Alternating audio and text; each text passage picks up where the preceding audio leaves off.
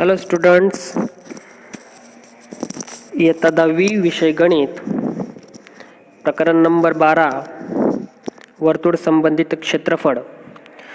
तर या पाठामध्ये आज आपण एक महत्त्वाचा टॉपिक शिकणार आहोत, त्याची समजुती मिळवणार आहोत. तर स्वाध्याय 12.2 मध्ये जे काही प्रश्न आपल्याला विचारले जाणार आहेत किंवा जे आपल्याला विचारलेले आहेत किंवा परीक्षेमध्ये सुद्धा, बोर्डाच्या परीक्षेमध्ये सुद्धा ह्या स्वाध्यायावरनं बरेच असे उदाहरणं हे अत्याधिक महत्त्वाचे आहेत आणि या प्रकरणाचा एक तुम्ही महत्त्वाचा भाग जरी म्हटला तरी चालेल. तर अशा पद्धतीने हा जो काही आपल्याला स्वाध्याय 12.2 शिकायचा आहे किंवा त्याच्यातले जे काही प्रश्न सोडवायचे आहेत तर ते आपण जे आता जे काही आपण समजुती मिळवणार आहोत त्याच्या आधारेच आपल्याला ते सॉल्व करायचे आहेत. बघा, मुद्दा असा आहे की वर्तुळाचा वृत्तांश आणि वृत्तखंडाचे क्षेत्रफळ. बघा, तुम्ही जर तुमच्या पुस्तकात बघितलं असेल तर बघा, वर्तुळाचा वृत्तांश आणि वृत्तखंडाचे क्षेत्रफळ पेज नंबर 197 वर. तर हा मुद्दा तुम्हाला या ठिकाणी मी समजून देणार आहे आणि तो कशा पद्धतीने आपल्याला प्रश्न सोडवताना वापरायचे आहेत तर त्याविषयी सुद्धा आपण या ठिकाणी समजुती मिळवणार आहोत. तर चला आपण सुरुवात करू. बघा, वर्तुळाचा वृत्तांश आणि वृत्तखंडाचे क्षेत्रफळ. आता आपल्याला सगळ्यांना गेल्या व्हिडिओमध्ये आपण 12.1 पर्यंत किंवा या प्रकरणाच्या सुरुवातीला जे पहिला व्हिडिओ जर तुम्ही बघितला असेल तर त्याविषयी बरीच अशी समजुती तुम्हाला वर्तुळाविषयी मिळालेली आहे आणि आपण 9वीत मध्ये सुद्धा हा मुद्दा शिकून गेलेलो आहोत. मुद्दा असा होता की वर्तुळाचा वृत्तांश आणि वृत्तखंड, त्यामध्ये आपण वृत्तांश, लघुवृत्तांश, गुरुवृत्तांश, त्यानंतर वृत्तखंड, लघुवृत्तखंड, गुरुवृत्तखंड. तर अशा पद्धतीचा आपण जो काही अभ्यास आहे तो इयत्ता 9वी मध्ये आपण केलेलाच आहे. प्रकरण नंबर 10 होतं वर्तुळ. तर त्या वर्तुळ प्रकरणामध्ये आपण वर्तुळाविषयी बरीच अशी समजुती मिळवलेली आहे. वर्तुळ सगळ्यांना परिचितच असेलच. बघा, वर्तुळामध्ये आपल्याला माहिती आहे वर्तुळाचं केंद्र आणि परिघावर कुठलाही बिंदू आणि हा जो काही रेषाखंड असतो तो वर्तुळाची त्रिज्या असते. तर तुम्हाला आकृतीमध्ये मी इथं दिसतं जे आलं लक्षात. तर आपल्याला याच्याविषयी माहिती आहे. तसेच वर्तुळाचे जे काही क्षेत्रफळ आहे, आता समजा वर्तुळाचं जे काही क्षेत्रफळ जर आपण काढायचं म्हटलं तर त्याचं सूत्र आपल्याला सुद्धा माहिती आहे, πr वर्ग. वर्तुळाचा परिघ आपल्याला माहिती आहे, 2 πr.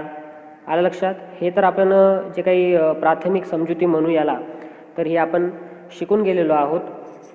आलं लक्षात. तर या ठिकाणी आपण जो काही महत्त्वाचा पुढचा मुद्दा आहे वर्तुळाचा वृत्तांश. सगळ्यात अगोदर तर आपण काय घेणार, वर्तुळाचा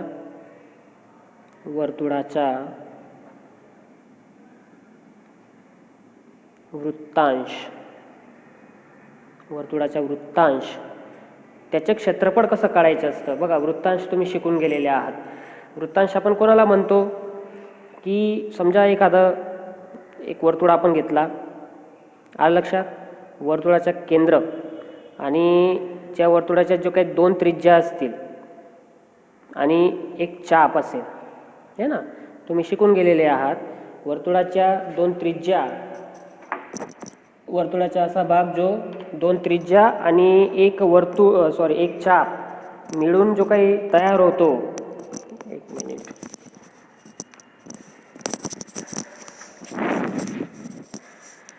हां, तर वर्तुळाच्या 2 त्रिज्या आणि एक चाप मिळून जो काही प्रदेश तयार होतो, बघा हा मी तुम्हाला रंगीत करून दाखवतो.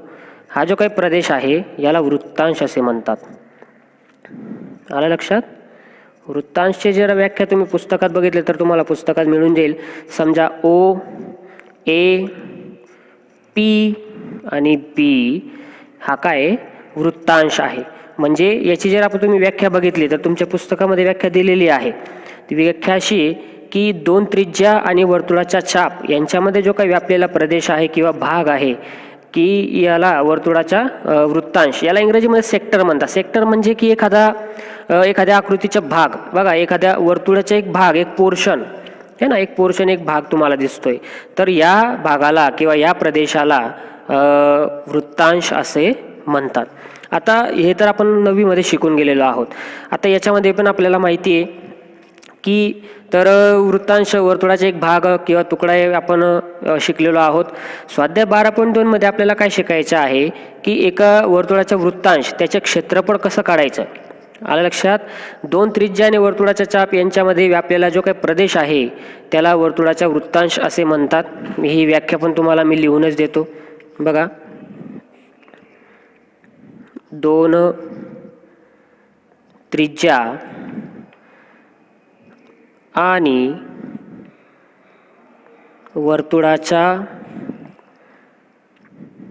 चाप यांच्यामध्ये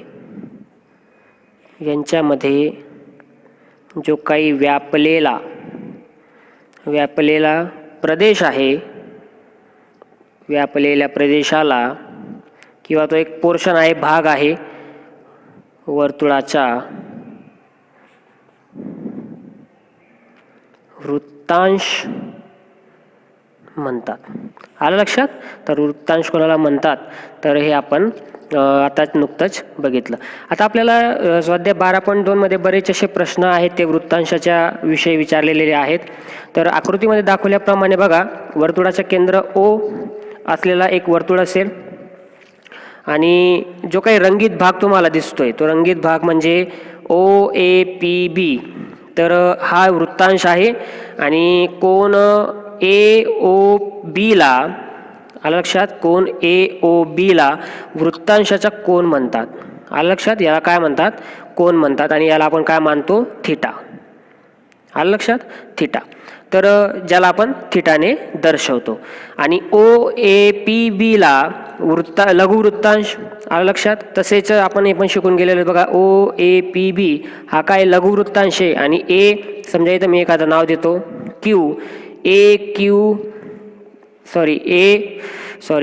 OAQB हा जो काही मोठा तुम्हाला प्रदेश दिसतोय म्हणजे हा लहान प्रदेश सोडून, तर हा काय गुरुवृत्तांश आहे. तर हे आपण शिकून गेलेलो आहोत. तर बघा, समजा वृत्तांशाचा जर कोन आपण थिटा मानला तर गुरुवृत्तांशाचा कोन आपल्याला याच्यावरून लिहिता येईल. समजा मी आता लिहूनच देतो ते. समजा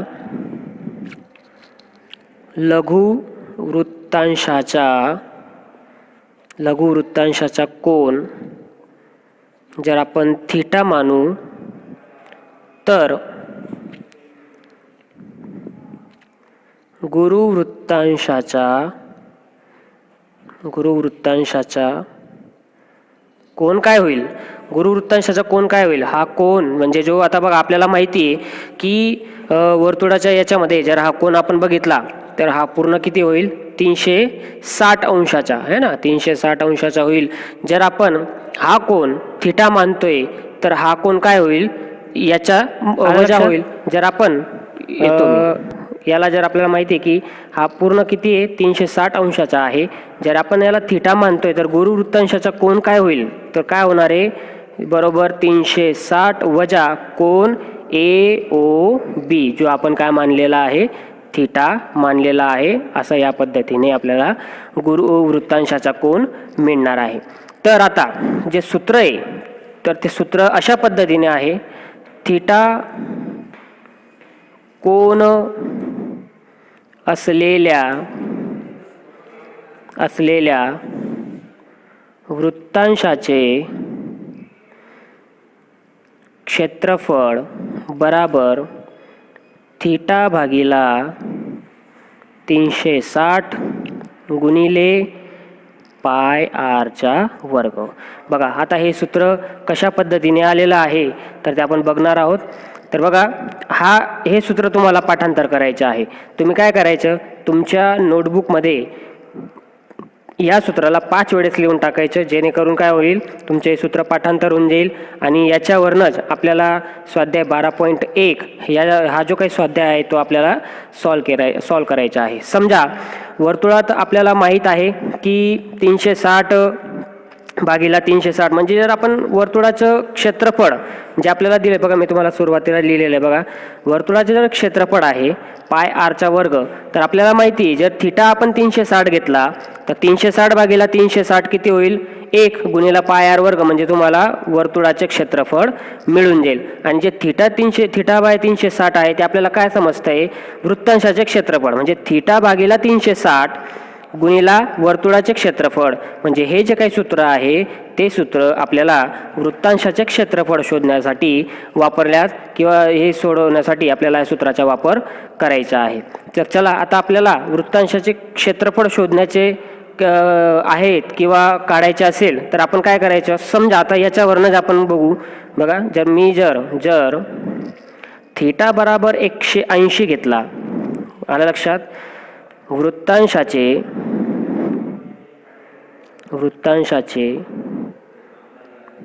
क्षेत्रफळ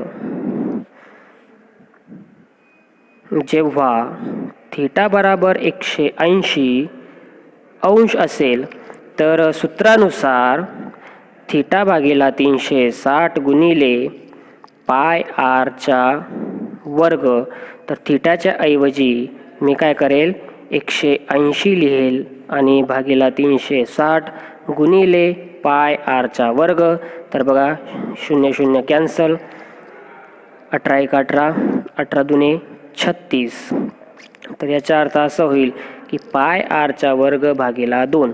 आता याचा अर्थ असा की बघा, जर वर्तुळामध्ये एक वर्तुळ असेल आणि वर्तुळाच्या किती सांगितलं मी 180 अंशाचा जर कोण त्या ठिकाणी तयार होत असेल तर या ठिकाणी काय होतंय, वर्तुळाचे 2 समान भागामध्ये विभाजन होतंय. तर याचाच अर्थ की हे जर आपण सूत्र म्हणजे थिटाची जर किंमत जेव्हा 180 असेल तेव्हा वर्तुळाचे काय होतील, 2 भाग होतील. आणि जर तुम्हाला प्रश्नामध्ये विचारलं असेल की वृत्तांशाचा जो काही भाग आहे किंवा वृत्तांश जो आहे तो 180 अंशाचा कोण त्या ठिकाणी किंवा थिटा 180 असेल तर अर्धवर्तुळाचे, आता हे अर्धवर्तुळाचे सूत्रसुद्धा तुम्हाला या ठिकाणी मिळेल. तर यालाच आपण काय म्हणणार, अर्धवर्तुळाचे क्षेत्रफळ. आलं लक्षात, अर्धवर्तुळाचे क्षेत्रफळ कशावरनं, जर थिटा आपण 360 घेतोय तर बघा आपल्याला माहिती आहे थिटा आपण 180 घेतोय तर आपल्याला माहिती आहे की 180 अंशाचा कोन या ठिकाणी या पद्धतीने तयार होईल. हा 180 अंशाचा कोन तयार होतो त्या ठिकाणी, समजा हा ए असेल, हा बी असेल, हा ओ असेल, तर 180 अंशाचा जर थिटा असेल तर या ठिकाणी वर्तुळाचे 2 समान भागामध्ये विभाजन होतं. आणि याचाच अर्थ असा होतो की अर्धवर्तुळाचं जेव्हा क्षेत्रफळ विचारलेलं असेल प्रश्नामध्ये तेव्हा तुम्ही सरळ काय करायचं, या सूत्राचा उपयोग करायचा आहे. आलं लक्षात. याच पद्धतीने जर थिटा बराबर 90 अंश घेतला, आलं लक्षात, थिटा बराबर 90 अंश घेतला तर काय होतंय बघा, थिटाच्या ऐवजी मी 90 टाकेल भागीला 360 गुणिले पाय आरचा वर्ग. आता 90 अंशाच्या त्या ठिकाणी कसा तयार होईल बघा, जो वृत्तांश आहे तो या पद्धतीने तयार होईल, म्हणजे हा झाला थिटा म्हणजे हाच काय असतो 90 अंशाचा. म्हणजे याचाच अर्थ काय होईल की जेव्हा थिटाची किंमत 90 अंश दिलेली असेल तेव्हा या ठिकाणी बघा 0 0 कट होतील, 9 1 9 आणि 9 चौक 36 म्हणजे पाय आरचा वर्ग भागीला 4. आता हेच सूत्राचा वापर तुम्ही काय करणार, जेव्हा तुम्हाला थिटा 90 अंशाचा दिलेला असेल किंवा जेव्हा तुम्हाला विचारलं असेल की बघा तुम्हाला एक प्रश्नसुद्धा आहे 12.1 मध्ये, मी तुम्हाला दाखवूनच देतो, त्याच्या आधारे तुम्हाला समजून जाईल.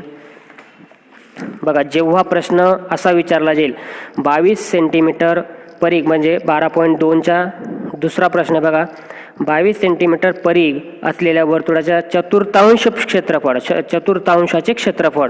चतुर्थांश म्हणजे काय की हे जे तुम्हाला हे वर्तुळाचे चतुर्थांश भाग आहे, वर्तुळाच्या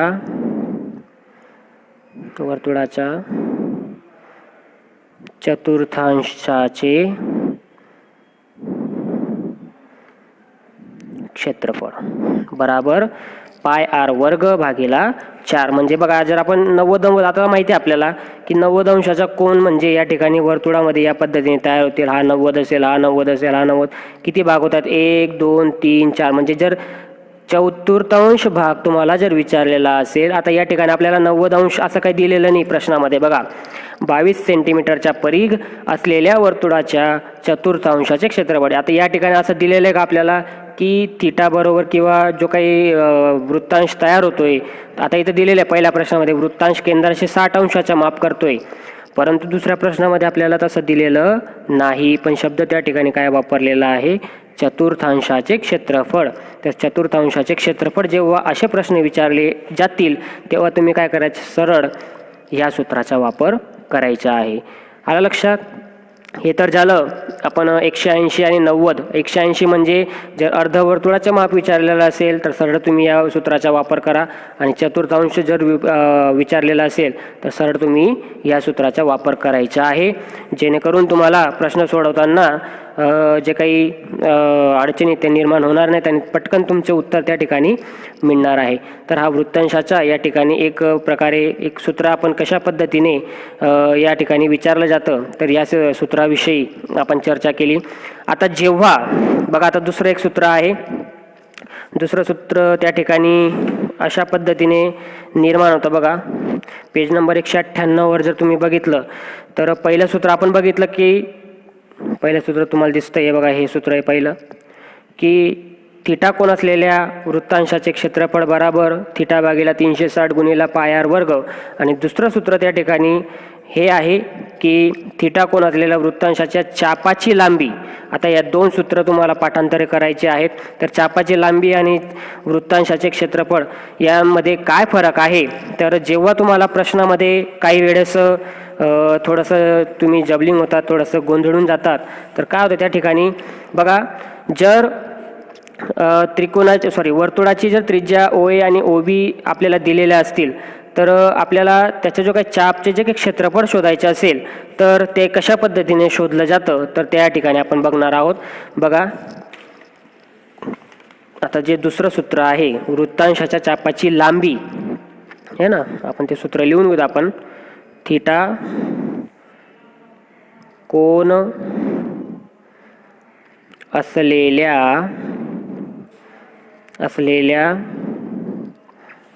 वृत्तांशाच्या चापाची लांबी. वृत्तांशाच्या चापाची लांबी बरोबर थिटा भागिले 360 गुणिला 2 पाय आर. बघा, आता या ठिकाणी थोडासा फरक आहे. आता चापाची लांबी म्हणजे या ठिकाणी आपण जर पहिलं सूत्र बघितलं तर त्या ठिकाणी काय होतं? पाय आरचा वर्ग, जे काय आहे वर्तुळाचे क्षेत्रफळ आहे, आणि ते काय दिलेलं आपल्याला 2 पाय आर, जे काय आहे वर्तुळाचा परिघ आहे. तर याच्यामध्ये थोडंसं प्रश्नामध्ये आपल्याला थोडंसं ते जबलिंग करतात. आता त्याच्यात काय होतं की जर वर्तुळाचा परिघ किंवा परिमिती किंवा वर्तुळाची पूर्ण लांबी जर आपल्याला शोधायचं असेल किंवा त्यांनी विचारलेलं असेल, बघा परत एकदा सांगतो, वर्तुळाचा परिघ किंवा परिमिती किंवा वर्तुळाची पूर्ण लांबी जर आपल्याला शोधण्यासाठी विचारलेलं असेल किंवा सोडवण्यासाठी विचारलेलं असेल तर त्या ठिकाणी आपण या सूत्राचा वापर करायचा आहे. का? कारण की बघा, वर्तुळाचा परिघ आहे, परिमिती आहे. वर्तुळाचा परिघ वर्तुळाची काय असते? परिमिती असते, आणि त्या वर्तुळाच्या पूर्ण लांबीलाच परिघ असं म्हणतात. तर हे तिन्ही शब्द ज्या ठिकाणी वापरले जातील, बघा लिहून देतो मी. वर्तुळाचा परिघ,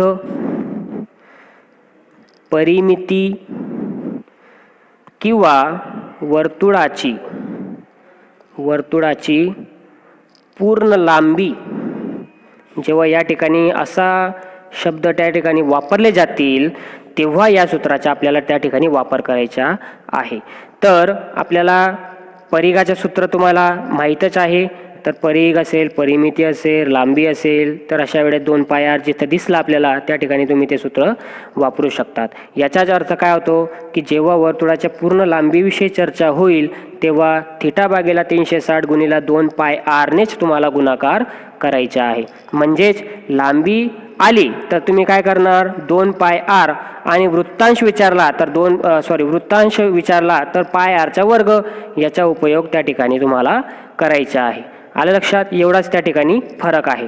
तर आता चापाची जी लांबी आणि वर्तुळाच्या जो काही थिटा कोन असलेला वृत्तांश चापाची लांबी असेल तर त्या ठिकाणी थिटा भागीला 360 गुणिले 2 पाय r असं या सूत्राचा वापर तुम्ही करायचा आहे.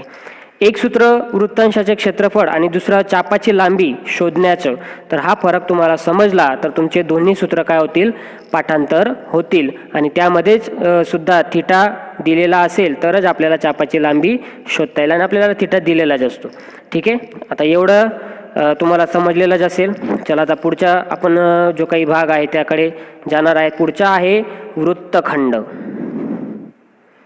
आता वृत्तखंड तुम्हाला सांगायचं असं आहे की वृत्तखंड आपण 9वीला जरी शिकून गेलो आहोत तरी आपण या ठिकाणी बघून घेऊ वृत्तखंड कोणाला म्हणतात. बघा, वर्तुळाच्या वृत्तखंडात वर्तुळाची जीवा याचा संबंध येतो. हे तुम्ही 9वीला शिकून गेलेले आहात. आता जीवा कोणाला म्हणतात तुम्हाला सगळ्यांना माहिती आहे. बघा, वर्तुळ केंद्र O आणि AB म्हणजे वर्तुळाचं केंद्र नसेल. आलं लक्षात? वर्तुळाचं केंद्र नसेल आणि वर्तुळाचे जे काही परिघ आहे, परिघावर 2 बिंदूंना छेदणारा जो काही रेषाखंड आहे याला वर्तुळाची जीवा असं म्हणतात. आणि वृत्तखंडाचा संबंध याच्याशीच येतो.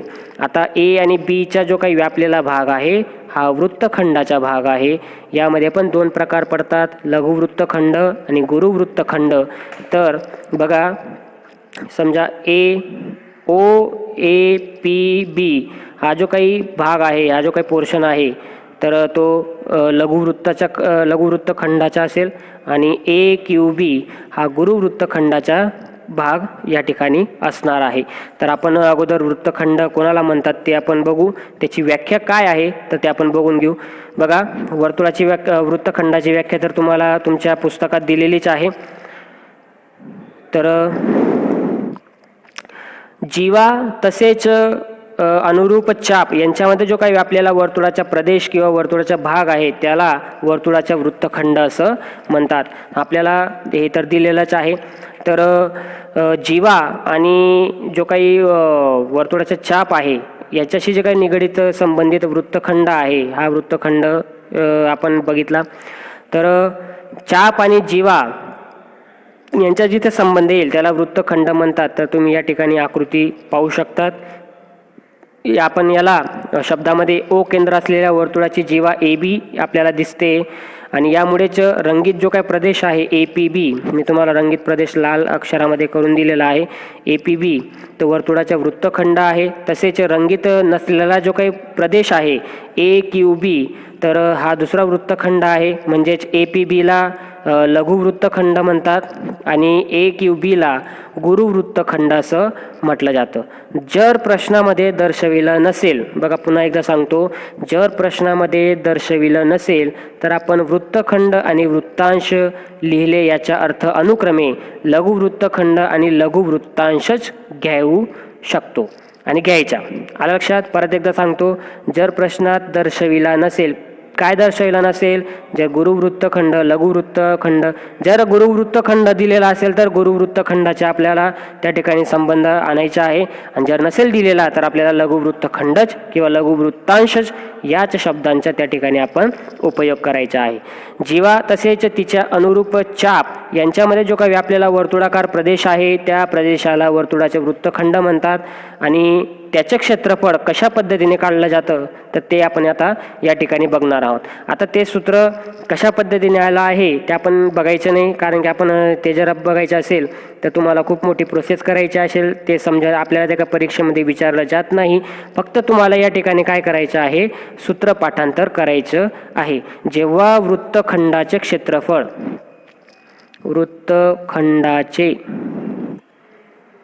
क्षेत्रफळ शोधण्यासाठीचे जे काही सूत्र आहे तर आपल्याला त्या ठिकाणी त्रिज्या दिलेली असेल. आता बघा ए पासून ओ पर्यंत आणि बी पासून ओ पर्यंत अशा दोन त्या ठिकाणी त्रिज्या आपल्याला दिलेल्या असतील आणि एक कोन आपल्याला दिलेला असेल थिटा. आलं लक्षात? जेव्हा वृत्तखंडाचे क्षेत्रफळ शोधायचे असतं तेव्हा त्या ठिकाणी आपल्याला या ठिकाणी असे दोन त्रिज्या दिलेल्या असतील. फक्त यामध्ये काय फरक आहे बघा. वृत्तखंड APB, आता समजा आपण वृत्तखंड APBचं क्षेत्रफळ जर आपण काढायचं म्हटलं तर वृत्तखंड APBचे क्षेत्रफळ बरोबर बघा वृत्तांश तुम्हाला दिसतोय. आलं लक्षात? OAPB हा काय वृत्तांश आहे. त्या वृत्तांशामधनं हा त्रिकोण त्या ठिकाणी आपल्याला वजा करायचा आहे. आलं लक्षात? तर आपण या ठिकाणी लिहिणार वृत्तांश OAPBचे क्षेत्रफळ वजा त्रिकोण OABचे क्षेत्रफळ. आता आपल्याला या ठिकाणी हे सूत्र पाठांतर समजण्याची काही गरज नाही आहे, परंतु हे तुम्ही पाठांतर करून ठेवायचे. 5 वेळेस तुमच्या नोटबुकमध्ये लिहून ठेवा, जेणेकरून तुमचं हे सूत्र पाठांतर होऊन जाईल. तर बघा आकृतीमध्ये जर आपण बघितलं तर वृत्तांश OAPB हा वृत्तांश आहे आणि या वृत्तांशामधनं आपण जर हा त्रिकोण वजा केला तर आपल्याला वृत्तखंड जो काही रंगीत केलेला भाग आहे त्याचं क्षेत्रफळ आपल्याला मिळेल. तर वृत्तांश OAPBचं क्षेत्रफळ आपण नुकतंच बघितलं. तर ते काय होतं? थिटा भागिला 360 गुणिले पाय आरचा वर्ग वजा त्रिकोण OABचे क्षेत्रफळ. आलं लक्षात? आता हे सूत्र कसं आलं याच्या भानगडीत आपण पडायचं नाही, ते काय आपल्याला परीक्षेत विचारलं जात नाही. फक्त एवढं लक्षात ठेवायचं की वृत्तखंड जेव्हा विचारलं जाईल प्रश्नामध्ये तेव्हा या पद्धतीची आकृती तुम्ही तुमच्या डोळ्यासमोर ठेवायची किंवा तुम्ही कच्ची आकृती काढून घ्यायची. याचा अर्थ काय होतो की OAPB हा जो काही वृत्तांश आहे या वृत्तांशामधनं त्रिकोण OAB हा जो काही त्रिकोण आहे तो वजा केला तर तुम्हाला हे रंगीत केलेल्या भागाचे क्षेत्रफळ मिळणार आहे. तर वृत्तखंडाच्या प्रश्नांमध्ये सुद्धा तुम्हाला दोन त्रिज्या दिलेल्या असतील, कोन दिलेला असेल आणि या पद्धतीने तुम्हाला त्याचे क्षेत्रफळ शोधता येईल. आलं लक्षात? तर याच्यानंतर आपण आता सरळ स्वाध्याय 12.2 सुरुवात करणार आहोत. स्वाध्याय ठीक आहे 12.2 कडे जाणार आहोत. तर बघा 12.2चा पहिला प्रश्न असा आहे की जर आपल्याला त्यांनी प्रश्नामध्ये दिलेलं आहे की जर 6 सेंटीमीटर त्रिज्या असलेल्या वर्तुळाचा वृत्तांश केंद्राशी 60 अंश मापाचा कोन अंतरित करत असेल तर वृत्तांशाचे क्षेत्रफळ शोधा. बघा इथं मी तुम्हाला अगोदरच समजुतीमध्ये सांगून दिलं की जर तुम्हाला वृत्तांशाचा प्रकार दिलेला नसेल किंवा असं विचारलेलं नसेल की लघुवृत्तांश गुरुवृत्तांश, तर असं काही विचारलेलं नाही आपल्याला या ठिकाणी. तर सरळ वृत्तांशाचं क्षेत्रफळ आपल्याला विचारलेलं आहे.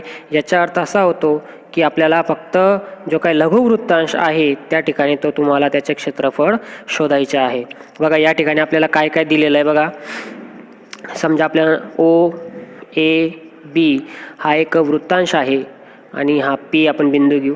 OAPB हा काय एक वृत्तांश आहे. या वृत्तांशाचे क्षेत्रफळ आपल्याला त्या ठिकाणी शोधायचे आहे.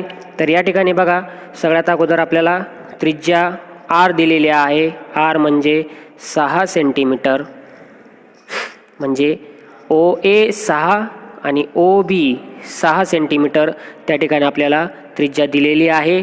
तसेच वृत्तांश केंद्राशी हे सगळ्यात महत्त्वाचं आहे. केंद्राशी आणि केंद्रापुढे हे तुम्ही लक्षात घ्यायचं. तर तो केंद्राशी 60 अंश मापाचा कोन अंतरित करत असेल तर वृत्तांशाचे क्षेत्रफळ आपल्याला शोधायचे आहे. याचा अर्थ आपल्याला थिटा सुद्धा त्या ठिकाणी दिलेला आहे, तो आहे 60 अंश. आणि एक सांगायचं राहिलं या ठिकाणी तुम्ही पायची किंमत तुम्हाला प्रश्नामध्ये दिलेली आहे ती आहे 22/7 तर ती तुम्ही तीच घ्यायची आहे. तर 22/7 हे पायाची किंमत आपल्याला दिलेली आहे. तर एवढ्या वस्तू आपल्याला दिलेल्या आहेत. फक्त आता आपल्याला काय करायचं आहे, सूत्र टाकायचं आहे आणि त्या ठिकाणी आपल्याला त्याचं जो काही एरिया आहे, क्षेत्रफळ आहे ते शोधायचं आहे. तर आपल्याला माहिती आहे जे वृत्तांशाचं क्षेत्रफळ शोधण्यासाठीचं जे काही सूत्र आहे ते आपण लिहून घेऊ. तर सूत्र असं आहे, थीटा भागिला 360 गुणिले पाय आरचा वर्ग. आलं लक्षात? थीटा तुम्हाला दिलेला आहे 60 अंश भागिला 360. पायची किंमत तुम्हाला 22/7 घ्यायला लावली आहे आणि आरचा वर्ग आहे, म्हणजे त्रिज्या जी आहे ती तुम्ही या पद्धतीने, अशाच पद्धतीने तुम्ही त्रिज्या लिहायची आहे. तर या ठिकाणी आपण काय करणार, याला सरळ रूप देऊ, भागाकार करू. बघा 0 0 त्या ठिकाणी कॅन्सल होतील. 6 1 6, 6 6 36, हा 6 गेला, हा 6 गेला आणि आता काय राहतं आहे बघा, 22 गुणिले 6 भागिला 7. तर यांचा जो काही गुणाकार आपल्याला मिळेल तर तो असेल 137 भागिले 60 सेंटीमीटरचा वर्ग. बघा NCERT प्रमाणे आपल्याला अशा पद्धतीने सूत्र तुमच्या पुस्तकाच्या मागे दिलेलं आहे. तर याच पद्धतीने सूत्र तुम्ही जे उत्तर आहे ते उत्तर राहू द्यायचं आहे. जे आपल्याला अपूर्णांक दिलेलं आहे बघा 137 भागिला 7 सेंटीमीटरचा वर्ग. युनिट लिहायला विसरू नका. युनिट काच महत्त्वाचा आहे, त्याला तुम्हाला अर्धा मार्क मिळतो. या पद्धतीने हा प्रश्न या पद्धतीने सॉल्व्ह करायचा आहे. मी तुम्हाला अगोदर पण बोललो होतो बघा, 22 सेंटीमीटर परिघ असलेल्या वर्तुळाच्या चतुर्थांशाचे क्षेत्रफळ शोधा. आलं लक्षात? चतुर्थांश बघा, चतुर्थांश वर्तुळाच्या चतुर्थांश भागाचे जे काही क्षेत्रफळ आहे ते आपल्याला या ठिकाणी शोधायचं आहे. या ठिकाणी आपल्याला थीटा पण दिलेला नाही आहे आणि त्रिज्या पण दिलेली नाही आणि फक्त पाय आपल्याला दिलेला आहे. त्यांनी पाय बघा, तुम्ही प्रश्नामध्ये लक्षात घ्यायचं, पायची किंमत जर तुम्हाला दिलेली असेल 3.14 तरच तुम्ही पायची किंमत 3.14 घ्यायची, अन्यथा 22/7 तुम्हाला पायची किंमत घ्यावी लागते. आलं लक्षात? हां, आता आपल्याला बघा काय काय दिलेलं आहे, परिघ दिलेला आहे. परिघाचे सूत्र आपल्याला माहिती आहे, 2 पाय आर बराबर 22 सेमी. परिघ दिलेला आहे, बाकी आपल्याला काहीच दिलेलं नाहीये. परंतु मी सुरुवातीला जी आपण समजुती मिळवली होती त्या ठिकाणी एक शब्द वापरला होता की जर चतुर्थांश भागाचं क्षेत्रफळ विचारलं असेल तर त्या ठिकाणी तुम्ही थीटा बरोबर 90 अंशच घ्यायचा आहे. म्हणून या ठिकाणी थीटा बराबर 90 अंश आपल्याला दिलेला आहे. चतुर्थांश भाग म्हणजे त्या ठिकाणी अशा पद्धतीने वृत्तांश तयार होईल, 90 अंशाच्या त्या ठिकाणी थीटा तयार होईल. आलं लक्षात? ए बी आणि ओ हा पी, OAPB याच्या वृत्तांशाचं क्षेत्रफळ आपल्याला शोधायचं आहे. बघा प्रश्नामध्ये जरी तुम्हाला थीटा दिलेला नाही आहे, आर दिलेला नाही आहे, परंतु आपण थीटा या पद्धतीने घ्यायचा आहे. तो आपण एका शब्दावरनं घेतला, चतुर्थांशाचे क्षेत्रफळ. आता या ठिकाणी प्रश्न असा पडतो की आर आपल्याकडे नाही तर आर कसा शोधणार, कारण की सूत्र आपल्याला माहिती, थीटा भागिला 360 गुणिला पाय आरचा वर्ग. हे तर झालं वृत्तांशाचे क्षेत्रफळ शोधण्याचे सूत्र. पण याच्यामध्ये आपल्याला आर दिलेला नाही तर आर आपल्याला सगळ्यात अगोदर शोधावा लागणार आहे. ठीक आहे, तर तो आर आपण कशा पद्धतीने शोधायचा बघा. प्रश्नामध्ये आपल्याला एक शब्द विचारलेला आहे, वर्तुळाचा परिघ. तर ह्या परिघाचं 22 सेंटीमीटर आपल्याला माप दिलेलं आहे. तर या 22 सेंटीमीटर मापावरनं आपण परिघाच्या सूत्रावरनं आर मिळवणार आहोत. तर बघा सगळ्यात अगोदर तर 2 पाय आर बराबर 22 आपल्याला जे दिलेलं आहे ते घेऊ. नंतर 2 गुणिले पायची किंमत आहे 22/7 गुणिले आर आपल्याकडे नाही तो जसाच्या तसा ठेवायचा आणि हा 22 इकडेच राहू द्यायचा. आलं लक्षात? आता आपण काय करणार, डावी बाजू आणि उजवी बाजू आपण बघू. बघा डाव्या बाजूचं सगळं मटेरियल आपण इकडे घेऊन जाऊ. आलं लक्षात? फक्त आर आपल्याकडे नाही तो आर इकडेच राहू देणार. ठीक आहे, 22. आता हा 7 इकडे छेदस्थानी आहे, तो जर उजव्या बाजूला जाईल तो काय होऊन जाईल, अंशस्थानी होऊन जाईल. आणि जो 22 आहे तो काय होऊन जाईल, छेदस्थानी होऊन जाईल. बराबर. आणि इकडे गुणाकार आहे तो इकडे गेल्यानंतर काय होणार आहे, भागाकार होणार आहे. तर या पद्धतीने तुम्हाला त्या ठिकाणी मिळेल. बघा इथे 22 कॅन्सल होऊन जातील, फक्त उरेल काय 7/2 जो आहे आर. आलं लक्षात? आता आर मिळाला, थीटा आहे बराबर. बस आता काहीच बाकी नाही. मग आपण फक्त काय करणार, जे सूत्र आहे थिटा भागिला 360 गुणिला पाय आरचा वर्ग, यामध्ये आपण काय करणार आता किमती टाकणार. थिटा भागिला 360 गुणिले पायची किंमत थिटाची किंमत आपण 90 घेऊ, कारण की 90 अंश दिलेला आहे आपल्याला. चतुर्थांश भाग म्हणजे एक मिनिट हे कॅन्सल करा. बघा, आपल्याला चतुर्थांश भागाचं जे काही क्षेत्रफळ आहे ते विचारलेलं आहे. तर आपण काय करणार, चतुर्थांश भागाचं डायरेक्ट आपण ते सूत्र लिहिणार. आणि आपण ते सूत्र काढलेलं आहे. जेव्हा मी तुम्हाला शिकवलं होतं की जेव्हा थिटा आपण 90 अंशाचा घेणार तेव्हा आपल्याला सूत्र जे आहे ते 1/4 भागाचंच मिळणार आहे, म्हणजे पाय आरचा वर्ग भागिला 4 या सूत्राचा त्या ठिकाणी तुम्ही वापर करायचा आहे. बस आता आपल्याला काय करायचं आहे, 22/7 एक काम करू आपण, इथे 1/4 अगोदर घेऊन टाकू. 1/4 गुणिले पाय आरचा वर्ग म्हणजे पायची किंमत 22/7 गुणिले आरची किंमत आहे 7/2 गुणिला 7/2. तर या पद्धतीने आपण किमती टाकायच्या आहेत. आलं लक्षात. या ठिकाणी तुम्ही तुमच्या पद्धतीने भाग देऊ शकतात. तर भाग जर आपण दिला तर आपण बघा, याला पण 2 भाग जातो. 2 4, 2 7 कॅन्सल होऊन जाईल.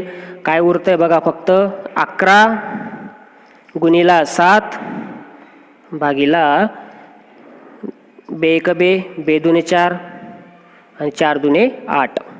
तर यांचा जो काही उत्तर आपल्याला मिळेल ते असं असेल, 11 गुणिला 7 बराबर 77 भागिले 8 सेमीचा वर्ग. कारण की आपल्याला जे युनिट येते सेंटीमीटरमध्ये दिलेलं आहे, तर त्याचे सूत्र आपण सेंटीमीटरचा वर्ग या पद्धतीने सॉल्व करायचं आहे.